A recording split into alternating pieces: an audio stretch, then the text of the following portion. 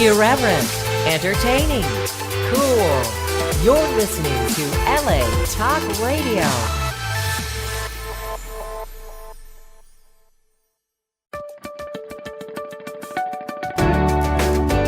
You're listening to Abracadabra, Create What You Speak, with iLan Azoulai, only on LA Talk Radio.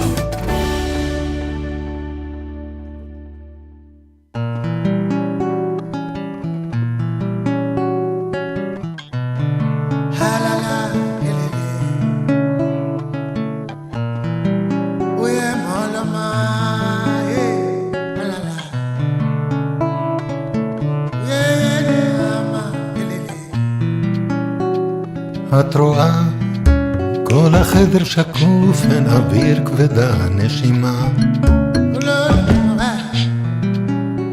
התנועה היא התדר בגוף שמביא את הנחמה. העיניים נפגשות, נשמות מתלחשות, והדרך בעירה. ומתחת לשמיכה נדבר עד הזריחה, שמש מאירה.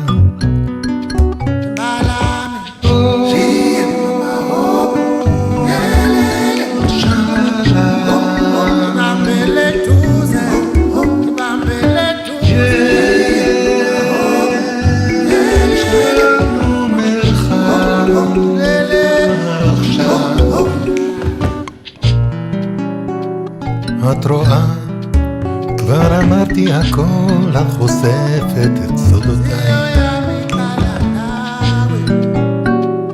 את טועה, לא העזתי לשאול, את אמרת זה יותר מדי. העיניים נפגשות, נשמות מתלחשות, והכל כואב פחות.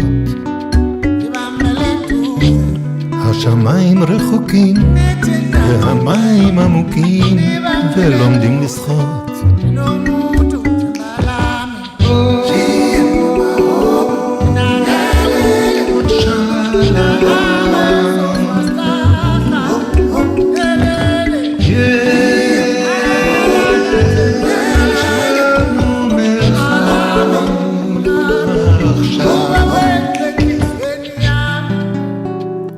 את רואה, עוד מעט ונגמר, בוקר בא ואת לצידי.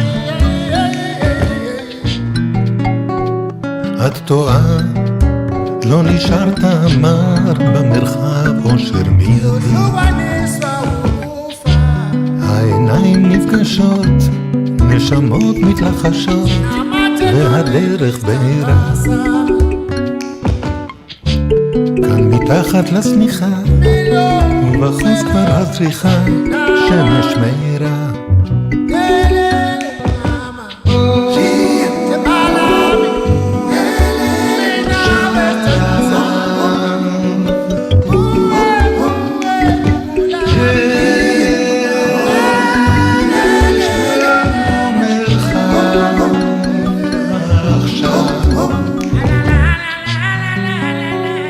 את רואה, כל החדר שקוף והצליל נחלש, כשאני נרגש.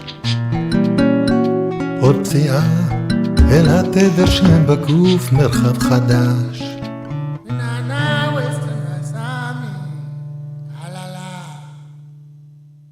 Hello, welcome, shalom to Abracadabra, Create What You Speak. I'm iLan Azoulai. I'm a spiritual mentor, sound therapist, and a guide for you who are ready to reclaim your power, to remember your gifts and to bring them out to the world with love and far away from fear. And this program is an empowerment program to bring guests that have their gifts to show to the world, to encourage each one of us to look into ourselves, to look into what we're really made out of, and to be in one, to be in unity with our energetic field and the energetic field of Earth, of everything around us. So this is really an exciting opportunity and a blessing for me to be able to do that.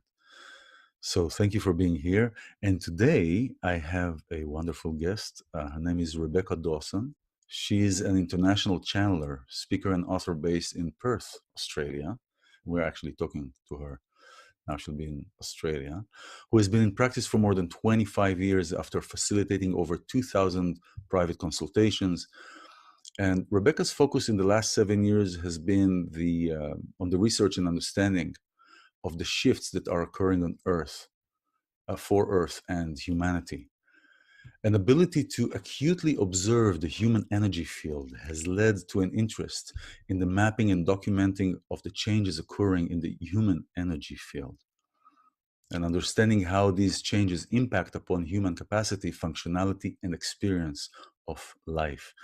Rebecca is now devoted to bringing this information into accessibility so that humanity can start to have a conscious understanding of what is happening, why it is happening, and what can be created from this emerging capacity. But after 25 years of relaying this information to humanity, there is a renewed urgency, according to the masters whom Rebecca is channeling through. Humanity is in the midst of making a massive consciousness shift that is becoming more evident daily. A shift that will have us living and experiencing life from that place of totality, oneness, not from duality, not from separation, but coming together. That separation that has marked our current reality, it's time for it to say bye-bye. So her new book, The Agreement, has been written to help us ease into that place of highly elevated conscious awareness and prepare us to undertake this shift. It's a roadmap for embracing life from this new level of cosmic mind. I'm really pleased to have Rebecca here. Hi, Rebecca. If you can just unmute yourself, let me there. Hi, Rebecca. Hi, thank you so much for having me. You have such a beautiful voice. Oh, well, thank God. I didn't do anything, I promise. Thank God I didn't do anything. Well, you know, the thing is, it resonates when it's right, you know. For throughout my life, I've been speaking truths that were not really truths, that were truths that appeared to be truths. They were just a facade of something. So there wasn't authenticity. And over the years, as I've started doing this work and involving in all kind of bringing awareness to people and working through this program and other things, I started recognizing the gifts that and what I'm here to use them for or with. So thank you for being here. Thank you for having me. So Rebecca, you know, it's an interesting point about the naming of the book. And here's the thing: there is just to show a comparison, because you're saying that the agreement is really when we are, and this is something that we're talking about, but this when we are in alignment and in authenticity with ourselves, the world aligns, is in agreement with us. Yes. Right? It's an agreement. Basically, it's like this program is called Abracadabra, create what you speak. You know, abracadabra in Aramaic, it comes from Aramaic. It says literally, I create as I speak. Abracadabra. And so, and this is what it is all about. When we are creating this energetic feel of coming from an understanding, then everything is in agreement with us. There was another book that is called The Four Agreements. I don't know if you heard about that. I haven't read that, no. It's a small book by Don Miguel Ruiz. And it's actually talking about the agreements that we make with ourselves that are creating this false sense of reality, like taking things personally and all this kind of. And what you're saying is the same thing, but it's on the positive side. Not looking at what we created, which is also needed, to looking at the positive side. That when we change our thought, when we change the way that we look at things, and it's many times easier said than done, then everything aligns up. And it really puts us in a position of knowing who we are as creators, as cosmic creator beings. You know, the human capacity is incredible, but we spend so much of our focus and our time and our diligence and our efforts in trying to align ourselves with what we see as beyond us, rather than being so clear about who we are in essence that everything starts to agree with us. Yeah. And I Yeah. think that's such an incredible reinstatement for the divine nature of humanity, and the divine nature of humanity, we understand when we start spiritual inquiry and spiritual practice, but we don't really live from it. There's so much repositioning that humans do to try to align with where we want to go, with the pathways that are already set, rather than having life align with us and our divine nature. So basically, you're saying that maybe I'm hearing you not correct. What you're saying is we shouldn't try to live where we want to be, just be where we are now. Is that what you're Well, I saying? think it's really, it can be problematic when we have this notion of what's available in life and what do we want to move towards. And I think this happens, we see this very early in our education systems, for example. What do you Mm-hmm. want to be? Mm-hmm. What are the goalposts? What are we aiming for? And unfortunately, all of those references for what we're aiming for, they already exist. Mm-hmm. That's And right. It's as trying to divine, fit us into a frame. of course, they're already Yes. there. They've already been done. They've already been divine. They've already been lived and Mm-hmm. decided.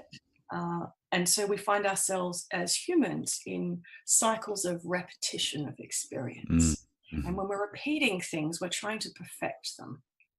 And we're not really creating anything That's new. right. That's right. That's a good point to remember, to look at. So when we begin to lean into the divine essence of ourselves, we start to honor what is arising in this moment. And we start to make decisions based on that instead of compromising that vision for what's currently available. So improvising. Right. Yeah. And I think we see this, in younger generations of kids now who don't know what they want to be. They don't, or That's they're right. rejecting what's currently available. Right. It's time for new things, new references, new roles, new identities for Yeah. humanity. This is beautiful because I meet many people that are channelers and they bring divine information. I've experienced many things, but I didn't write a book yet. But it's interesting how everything funnels really into the same place. It is really the same place, and when you have thousands of people from all across the world talking about the same things, and they didn't hear about anybody, so they didn't have a concoction kind of thing. Hey, let's talk about this. Let's talk about that. Then that is, it also feels right. It feels right. It's not just like an immediate gratification. It's just like when something fits into a, I don't know, like a wheel, like a jigsaw puzzle, when it fits. And that's the agreement. That is the agreement. You can't argue with it. You can't negotiate with it. Yeah. It is what it is. And I think one of the greatest challenges we have as humans that are conditioned and taught to think critically is we don't agree with ourselves. Everything that arises from us, what is this? Let's analyze it. How do we resolve it? How do we change it? How do we improve it? How do we make it look like something? Of course, rather than Yeah. I am in total agreement with how I am in this moment, with what is arising for me.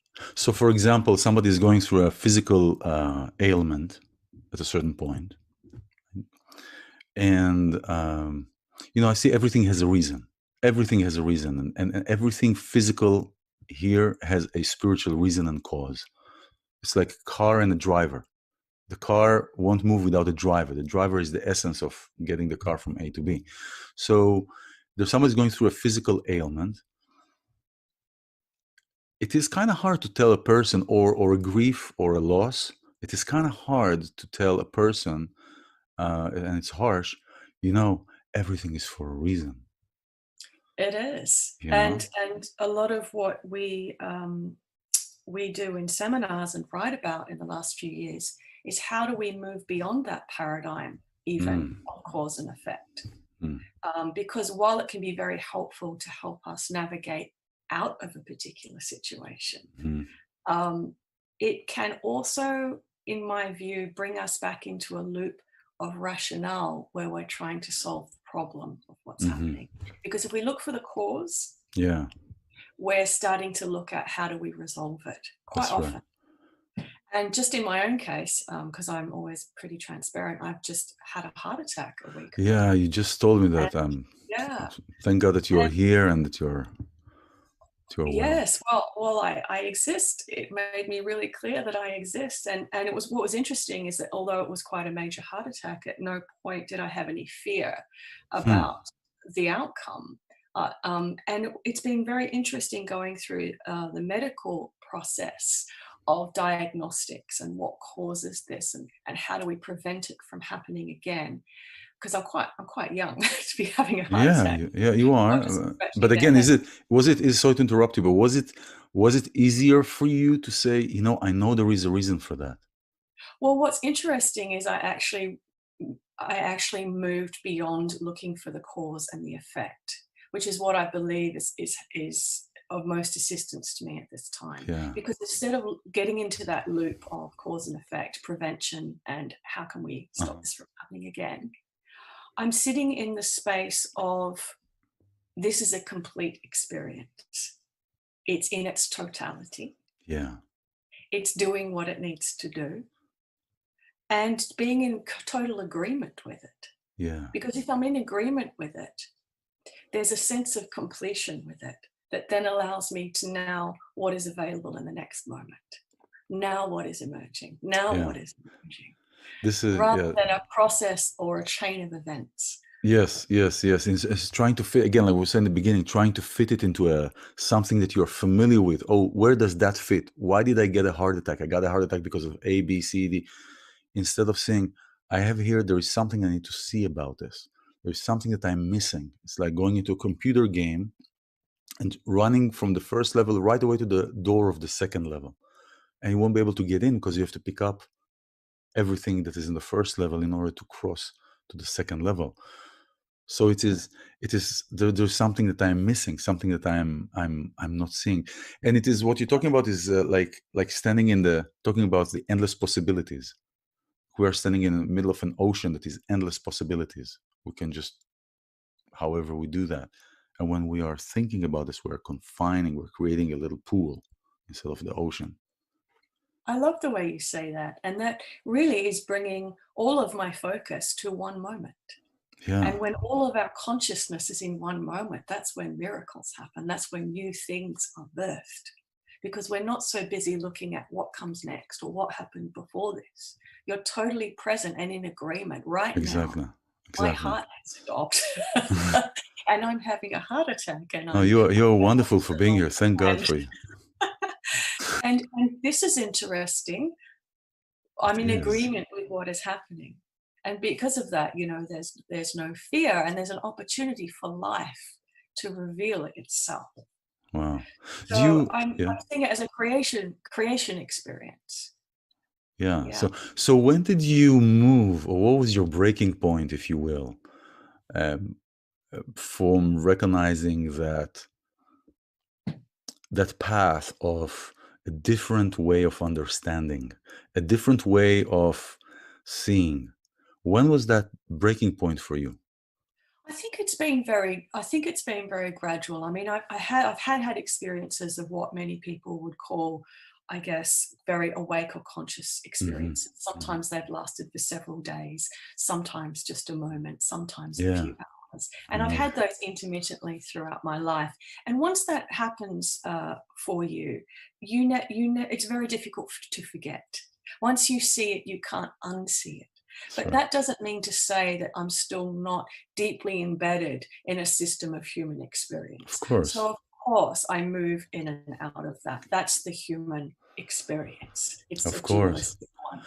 I think for me, in recent years, it's been the frustration of regular application of effort not bringing results. Okay, say again. So you had a regular application of effort and you didn't bring any results? Not bringing any results. Okay. And I hear this from a lot of people around the world. And this is part of the documentation of these changes of system that we've been doing. It's when you're doing the same things that used to work, but they don't work anymore. That's part of the old paradigm. That's part of the old paradigm. Yeah. Right. And you know, like yourself, probably I grew up with the belief and understanding that the more effort you put in, the more results that you get. Well, for me, it was indoctrinated.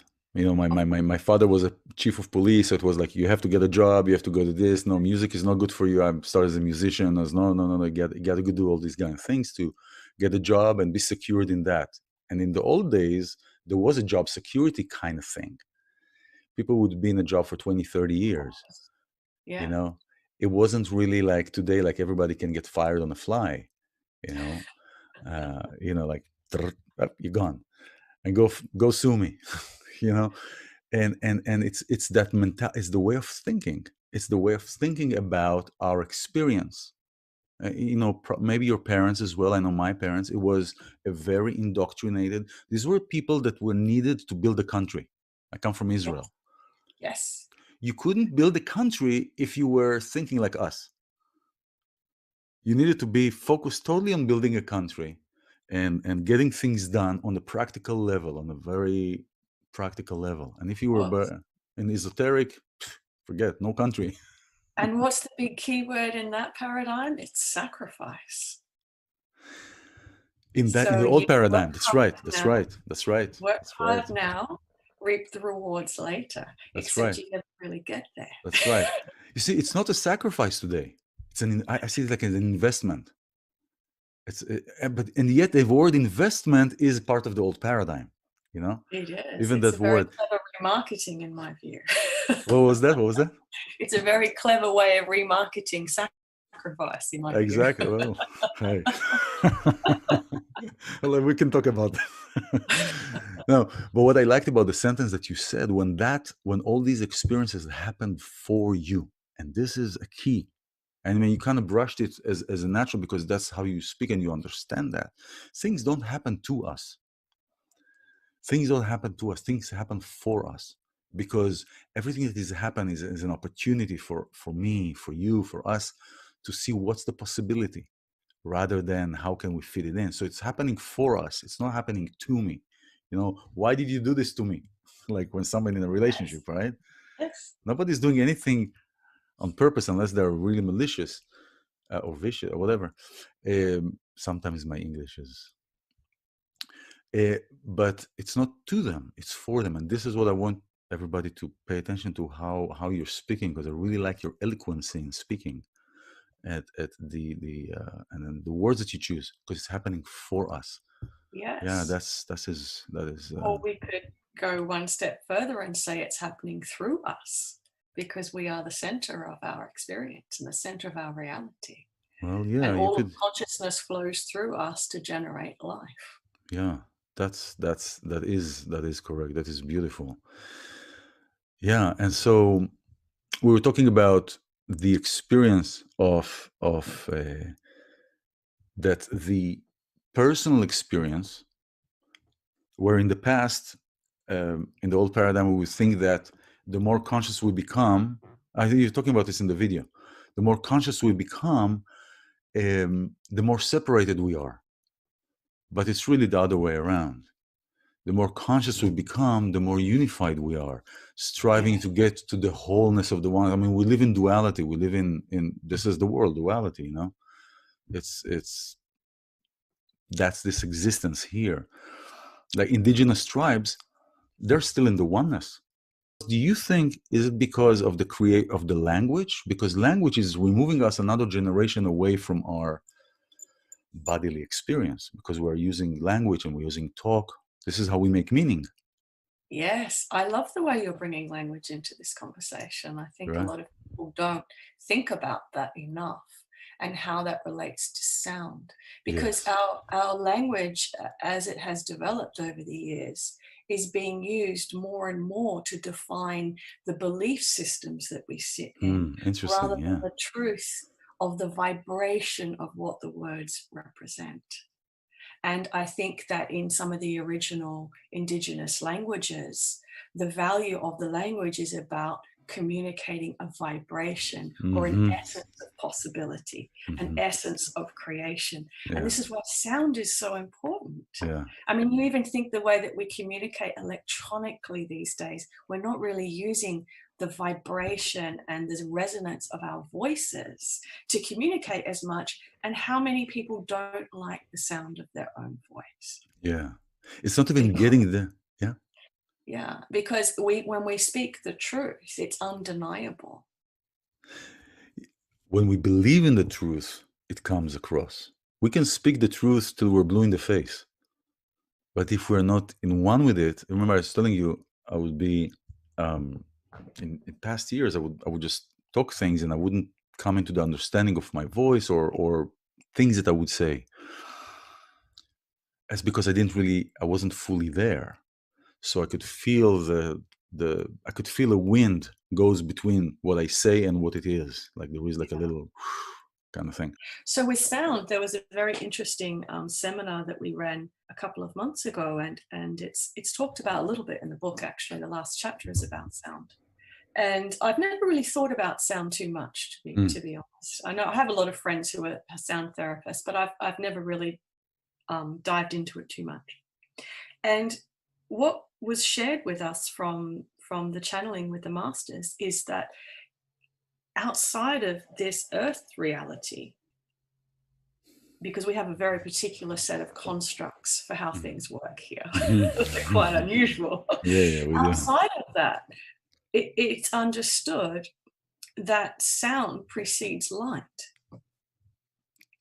And this is why, there have been scriptures and writings that have said that in the beginning there was the word, because the vibration of sound is what then creates the form. The world. In 10 utterances, the world was created.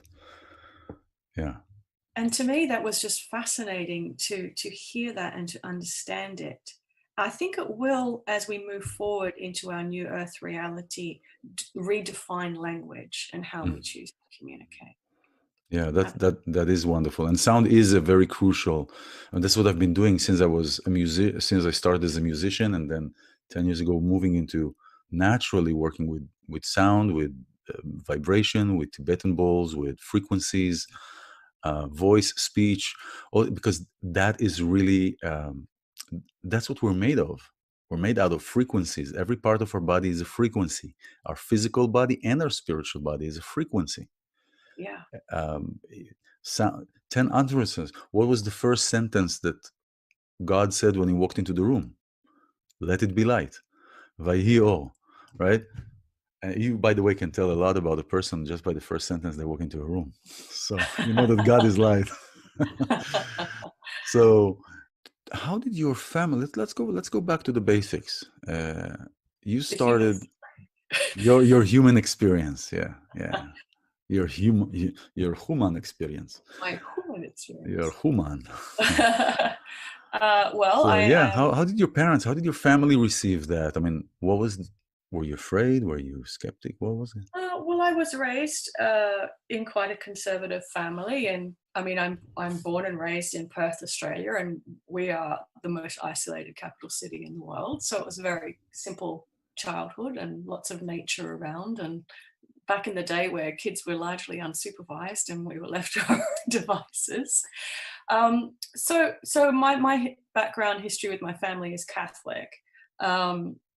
And I was raised in the Catholic Church, but from quite a young age, I could see energy fields and I could see other aspects of consciousness, people that had passed away. Did you know what it was at the time? Yes, like now you give it a name, now you give it a language, but at that time, did you know, it's different sides of Yes, it was very obvious to me. It was just frustrating that nobody else could perceive what I could perceive.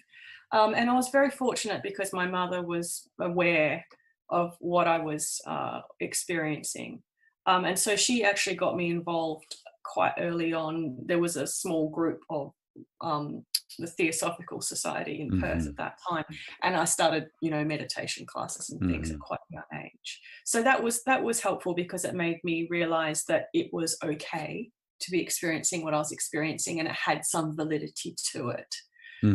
What I did struggle with the most, however, was all of the rules and regulations and sense of hierarchy and process that was required in order to validate those experiences. And I think particularly because I started channeling at such a young age, I think I was 17 or 18 when that spontaneously happened, and it was not encouraged.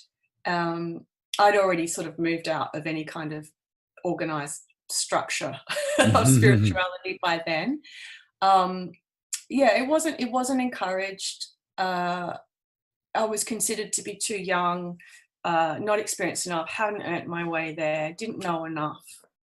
And it did take me a long time of trying and failing to find a mentor or a teacher to take me under their wing. Because as you can understand, I mean, if you're spontaneously channeling, and I wasn't just spontaneously channeling little bits, I was spontaneously channeling an hour's worth of content about something that I knew nothing about. You really want to know that it's okay. As a kid in your age, for sure. Of course. Was your... And my experience was that there was no validation and there was no real encouragement there. And of course, now I can see in hindsight how perfect that was, because I had to go through an experience for 10 or 15 years where the only person that could validate that was myself. So how did you get to that? What was your... to realize, because that's at age 17, to come to the place of self-validation without the need of an external influence. Right. At that age, affected by school and by that age. Yeah. That's pretty it was tough. Hard. I went traveling for a bit. I was at university. I'd started off in architecture and I was studying pretty hard, and I was working in a firm, and once this started to really take off for me, and I didn't have control at that time, so it would happen quite spontaneously in sometimes the most inconvenient places. Today, can you summon when you feel it? Oh yes. Well, it's just my understanding of channeling now is completely different from how it was before. So it's a part of me. And I see. There's not a lot of distinction or separation as much anymore. Yeah. I mean, naturally you grow with that. You naturally grow and you understand what, for sure. That's, so go ahead.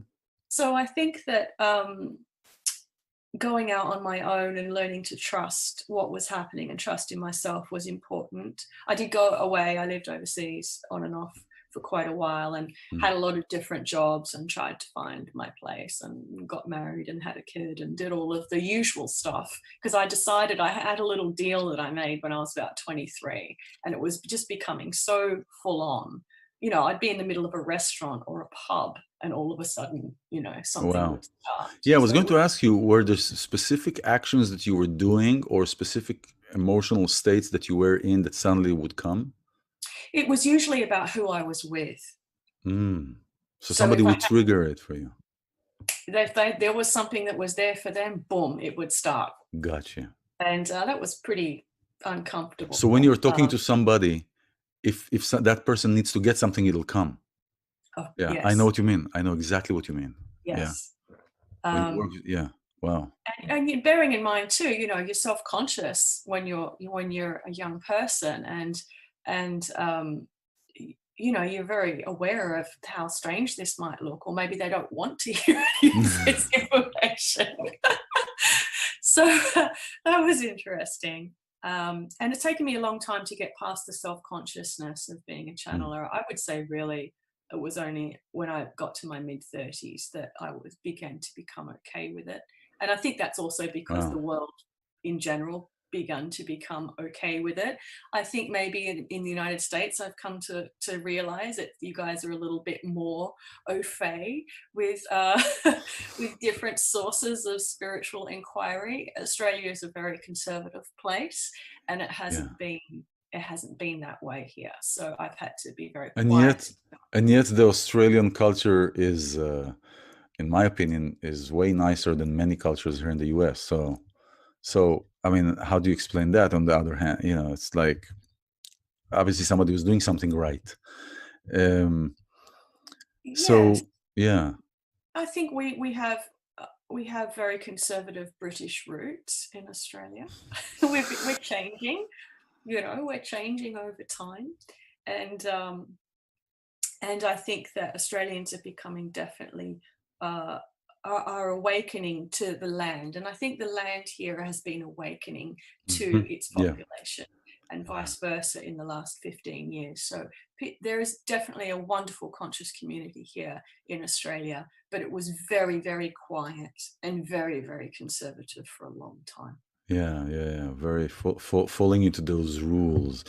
So Right. you channel what you've been told, or you call them the masters. Is that right? Yes. Are they are they God being like? Are they part of? Are they ETs? Are they?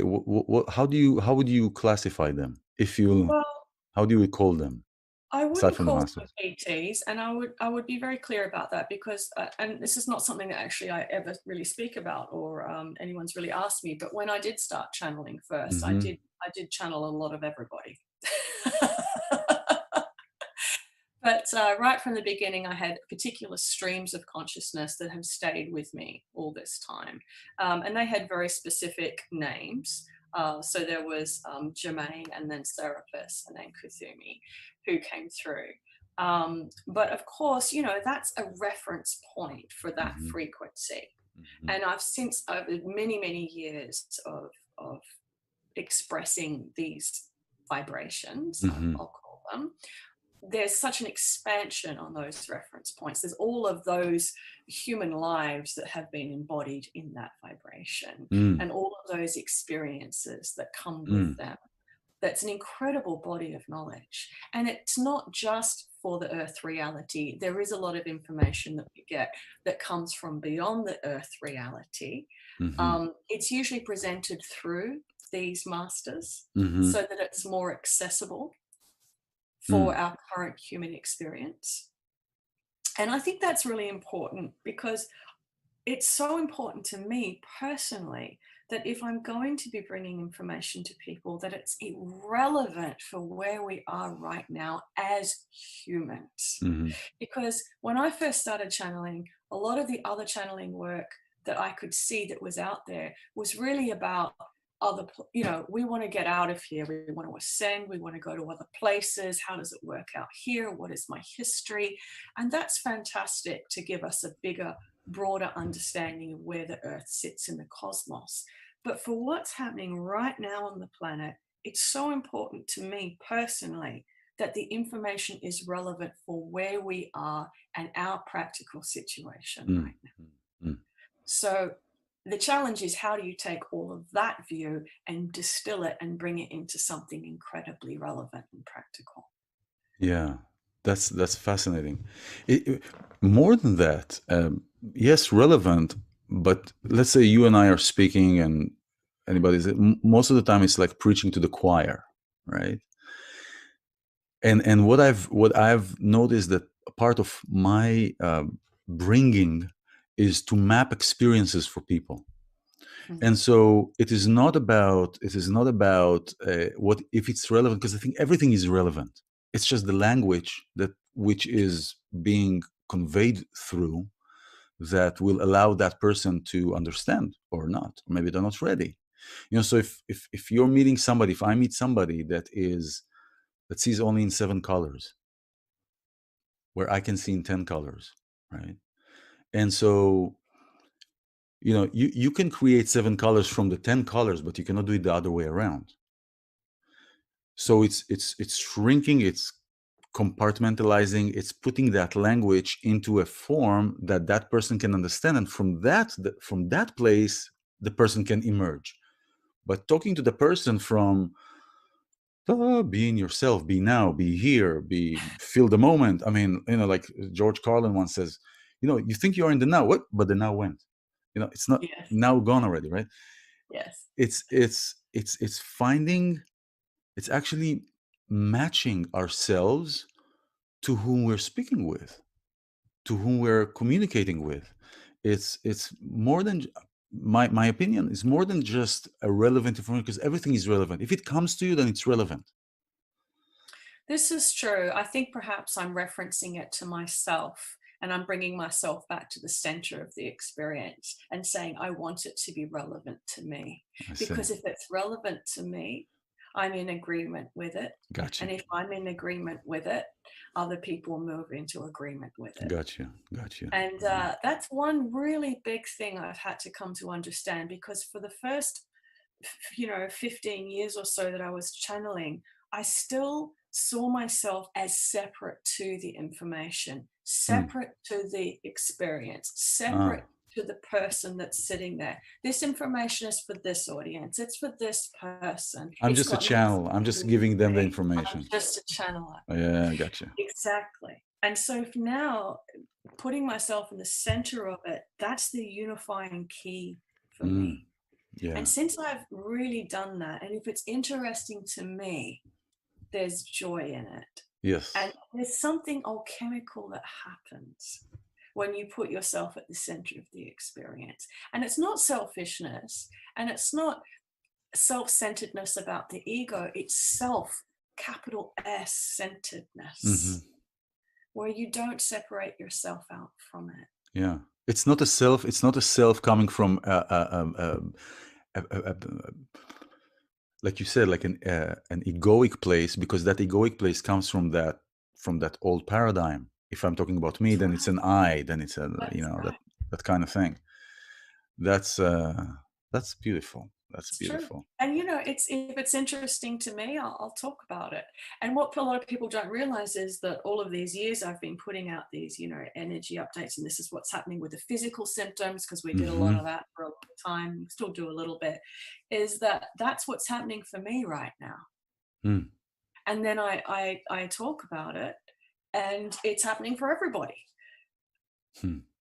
So you become the center point of that reality, or as I like to call it, the barometer for the collective experience. That's a unified field of experience. There's no separation. Yeah. So, that's beautiful. That's beautiful.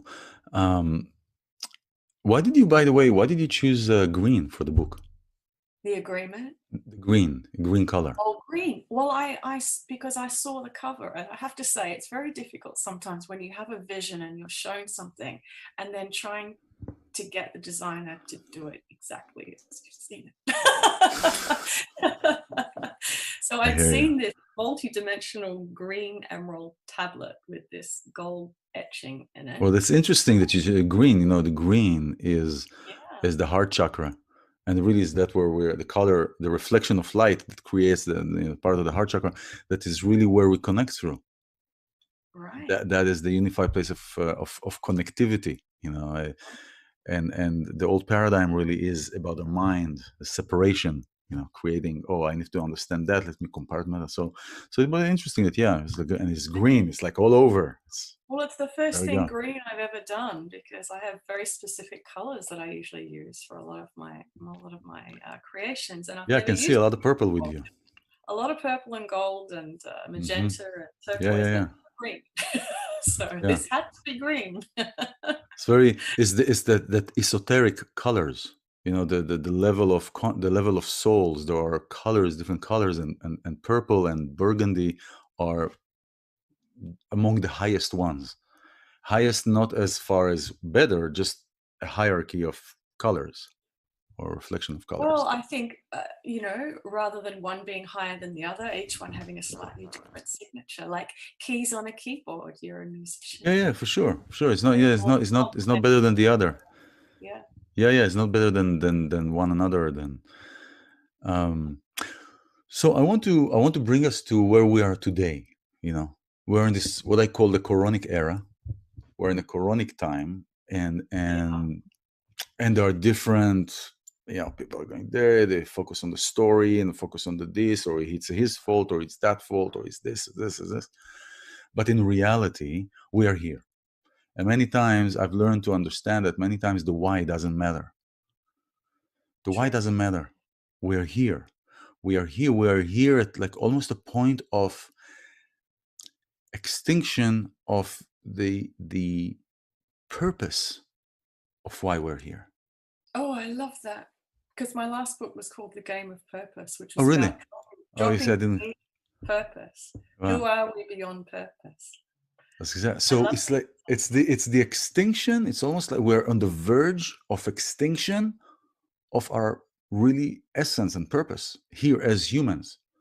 Do all of the sources are familiar with the other sources? well, Like there's for only example, one source. what? What? Well, there's only one source. Well, I mean, a source as far as source to you, your source, right? Well, again, I think we have different, just like different notes on a keyboard, different colors in the spectrum. It's No, I all get that. I get that. But for example, there are different entities that come through to different people. Now, maybe to them they reveal as a different name because they are in a different understanding and they are in a different place. Like I was talking and receiving information from channeling through Pax. A source that is called Pax and is considered a god being like. And then there are others that are identified as ETs and they're channeling through other people. And the question is, like you were saying, they're here now because I believe we are at the brink of losing our essence. Like they were waiting to see our move.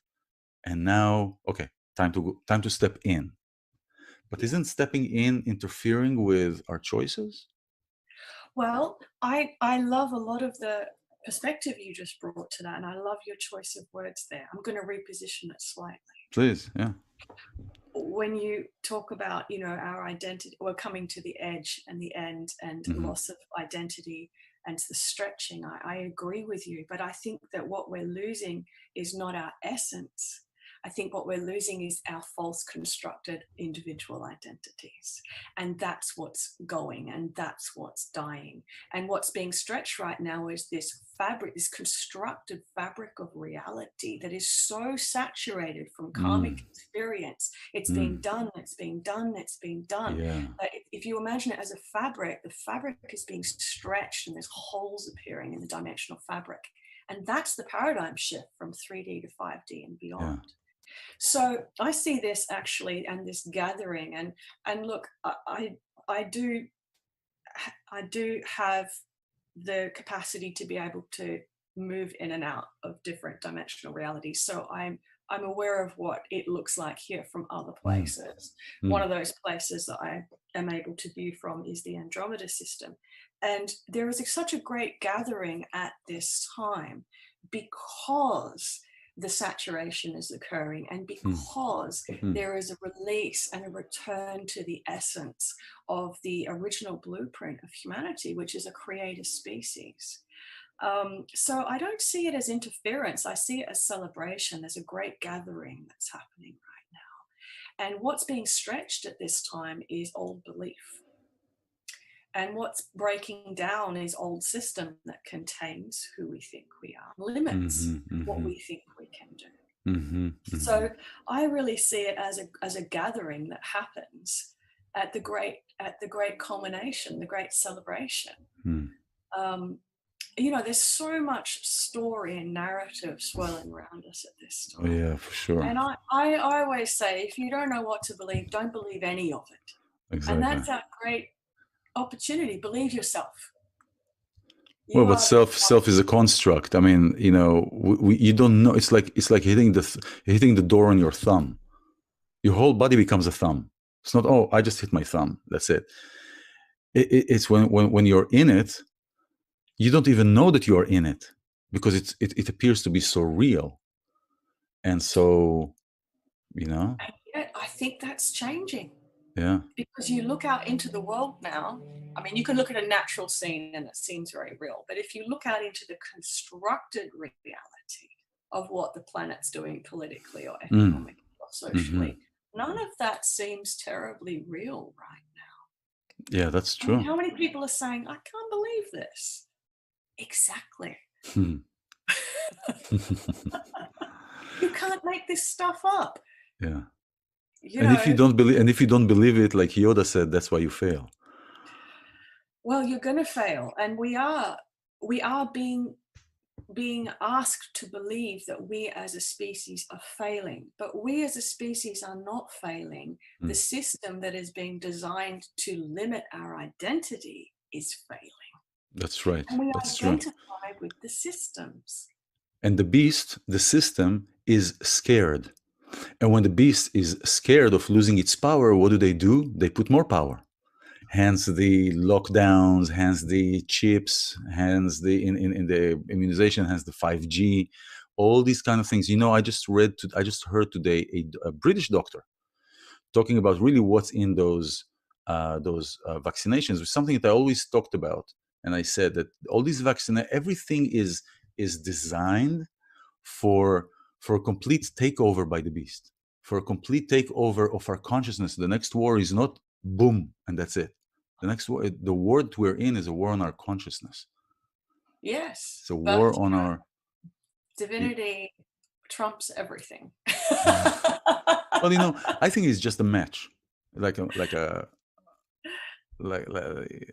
match. Just spark the whole bush.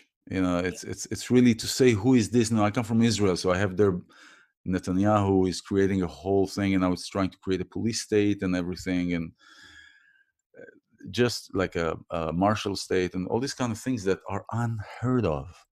Well, they're doing that here in Australia. People don't realize overseas. They're doing wow. It's really intense here. It's quite unbelievable. And this is the thing that they're talking about in England, and going door to door, forcing you to take the tests, then you are categorized, and then you are cataloged, and then you're in the system, and then those metals that you get through the vaccination are actually being receptors for the 5G, because those are poison metals. All these kind of things that are there. It's interesting. If you imagine the Earth reality as almost like a holographic structure like this, and it's spherical, and the reality itself is almost like a program that requires energy in order for it to continue to exist. There's no one like the human and the divine human to release energy into something, because we're so creative. That's our blueprint. That's how we're designed. And so if you imagine a population within a simulation that's convinced to continually donate energy to it, to keep it running. Now, what happens is that as that population grows within this simulation, and as the consciousness increases and expands of that population, that human population, because we're all awakening, we're becoming more conscious. The amount of energy that's present within that reality is so expanded, it can't be contained by the system anymore. That's right. It's actually overriding the system. That's right.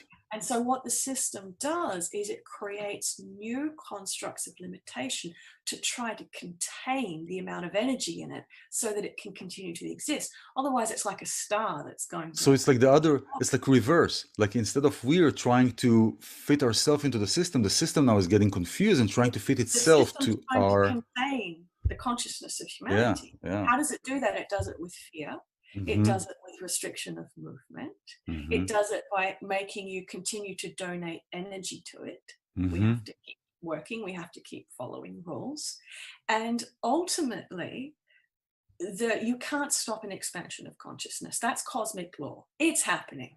That's why everything's contracting at this time, because it's a last-ditch effort to contain consciousness on the planet. Now, how else do you try and contain a consciousness on the planet? You limit the population. You try to limit the population.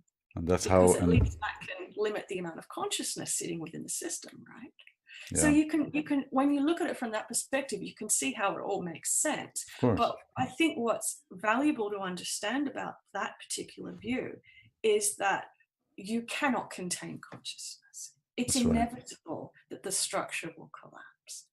And I think that's why everybody's waking up. And this is our opportunity to become sovereign and understand that we can't be contained. I mean, I can tell you that it is frustrating being in Australia and not being able to leave the country and not be able to have anybody come in. The containment is everything. Yeah. But consciousness cannot be contained. Yeah, during this beautifully said, during this time, during this Quranic time, it's almost like the irony is that before that, um, many of us were sucked into the technology, the phone, the iPad. I don't want to do anything with you. You're not part of my clique. You're not part of my group. I don't want anything. And now, when we kind of created that reality for ourselves, so to speak, we're realizing what is really important, what is really at the core of everything. That's the green color. That's the connectedness. That's the coming together. And this Starting to is see each other again, because the absolutely. system is stretched. Holes begin to appear. We start to become visible to each This is wonderful. other. This is Yeah. beautiful. Music to my ears. Well, it's all doom and gloom if you look at a construct that's trying to keep us contained, but it's inevitable. It's Yeah. inevitable, and it's surprising to me that it's happened so quickly, because we've been writing about this and talking about it since 2010, but I didn't actually imagine that it would happen so quickly and so intensely so soon. Well, that's why I asked if the source or the sources are connected, because there are different opinions. For example, the other channeler who brought the God entity Pax said that actually this was not designed to be released now. It was really an error of a young scientist that released the virus by accident, and then she decided to release the virus, but it wasn't supposed to be now, technically based on the beast's plan. But apparently everything is according to plan. So, there are different, that's why I asked if they're connected, because there are different sources, just like they could be, just like we as a soul, when we come down here, we're split. And split doesn't mean only to two. So when Well, somebody says, yeah. Go ahead. Sorry, I don't mean to interrupt. No, we're having just, conversation. Let me just say that there's one source, but there are many, many different filters of vibration through which that source flows. There you go. There you go. And just like there are different types of music that please different people for different purposes. There you go. So when I channeled the 7 elders, it's a completely different vibration of whatever that source came from, of whatever that source manifested through that different frequency, just like Pax, just like. Yeah. And depending on who's in agreement with that, and that's the tonality and the vibration that's required for them at that time. This is wonderful. Everything's valid. Everything is valid, and that's the thing. It doesn't have to be separated. Everything is valid. It's not. Everything is valid. That's the beauty of creation. There's no right and wrong. It's all just a beautiful permutation of life. I just tell you that I'm in contact with a lot of people in Israel, a part of that part of my past that are a little older, and I could see how their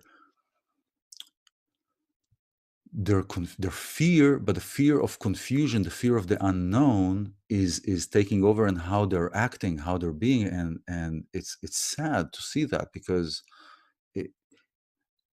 you want to be there. I want to be there and to because they're part of me, or part of my presence, part of my existence, and yet it's like almost that's their path, that's my path.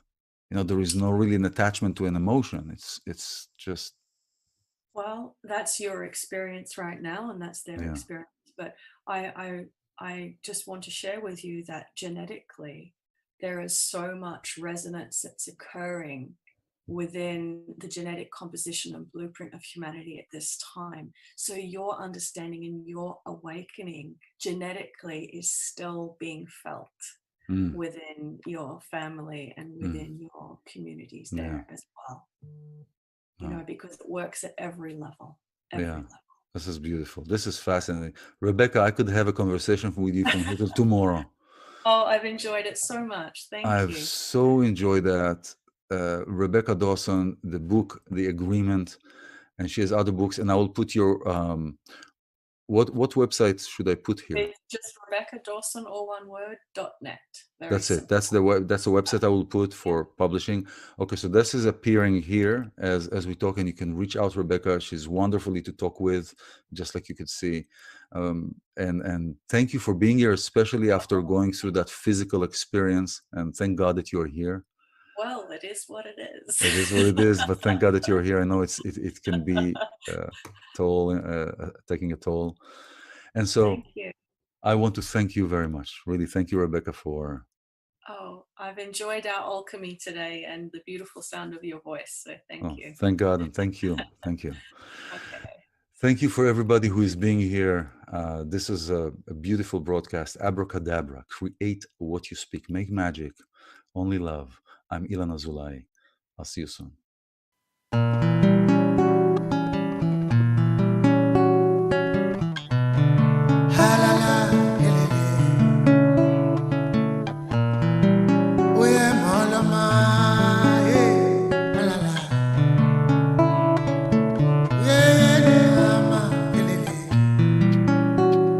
את רואה, כל החדר שקוף, אין אוויר כבדה נשימה. התנועה היא התדר בגוף שמביא את הנחמה.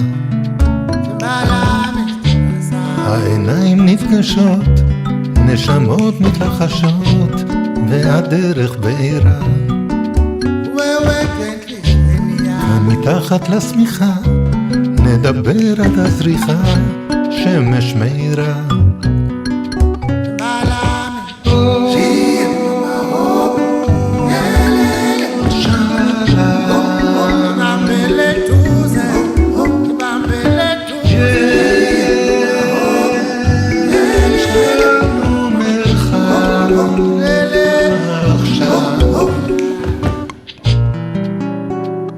את רואה, כבר אמרתי הכל, את חושפת את סודותיי.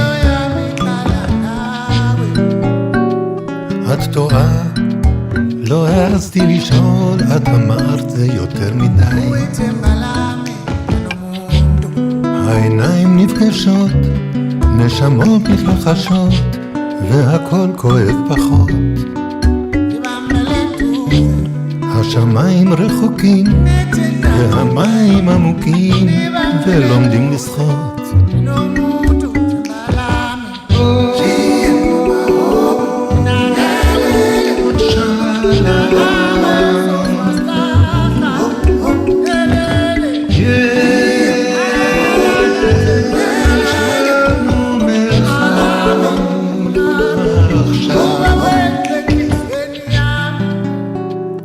את רואה, עוד מעט ונגמר, בוקר בא ואת לצידי. את טועה, לא נשארת אמר במרחב אושר מיידי. העיניים נפגשות, נשמות מתלחשות, והדרך בעירה. כאן מתחת לשמיכה, ובחוץ כבר הזריחה, שמש מאירה.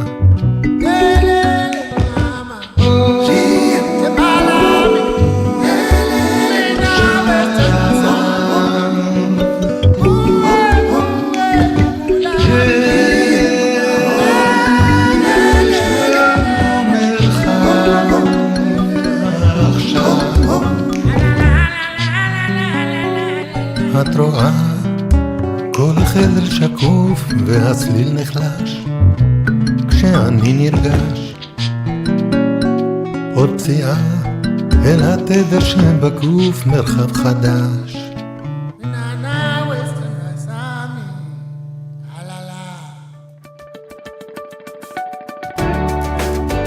You're listening to Abracadabra. Create what you speak with iLan Azoulai. Only on LA